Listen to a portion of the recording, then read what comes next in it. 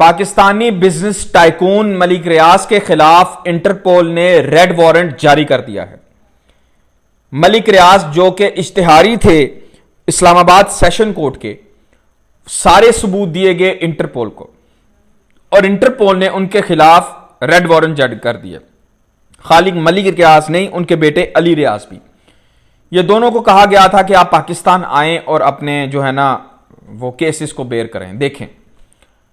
लेकिन यह है कि ये बाहर मौजूद हैं और बाहर ये सारा काम चला रहे हैं और इंटरपोल ने आखिरकार इनको जो है वो रेड वारंट लिस्ट में शामिल कर दिया।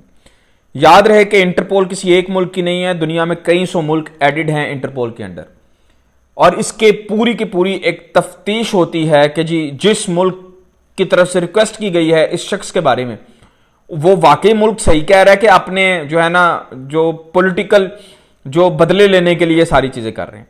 हालांकि मलिक रियाज साहब बताया यह जाता है कि दूध के धुले तो नहीं है, वही चीज उनके खिलाफ इस्तेमाल की गई है तो यह भी सही कि उनको ये भी जो न्यूज़ आ रही थी कि उनको कहा गया था कि इमरान खान के खिलाफ वो यूनिवर्सिटी केस में गवाही दें और उन्होंने मना कर दिया, तो उसका वो है ना अंजाम भुगत रहे हैं। कुछ भी हो जाए, लेकिन यह है कि उनके खिलाफ जो है ना रेड वारंट जारी कर दिया गया। मनी लॉन्ड्रिंग केस था और इसको कंफर्म किया है नैब चेयरमैन। अब सोने पे सुहागा यह है कि नैब चेयरमैन हम और आप जैसा सिविलियन आदमी नहीं है। नैब चेयरमैन है lieutenant general retired Nasir Ahmed Bhatt साहब। ये पाकिस्तान में आप कोई भी इदारा देख लें जो आपकी फाइनेंशियल हब्स को करता होगा, नादरा को कंट्रोल करता होगा, वो सारे के सारे जर्नैल साहब हैं।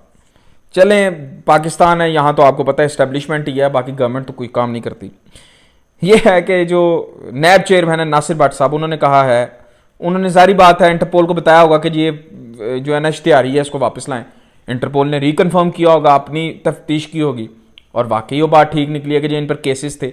900 अरब रुपए का केस तो इन पर पहले भी था, तो 900 अरब मुंह से कहना आसान है, तो 9 बिलियन रुपीस बनते हैं, तो कितने पैसे बनते हैं डॉलर्स में।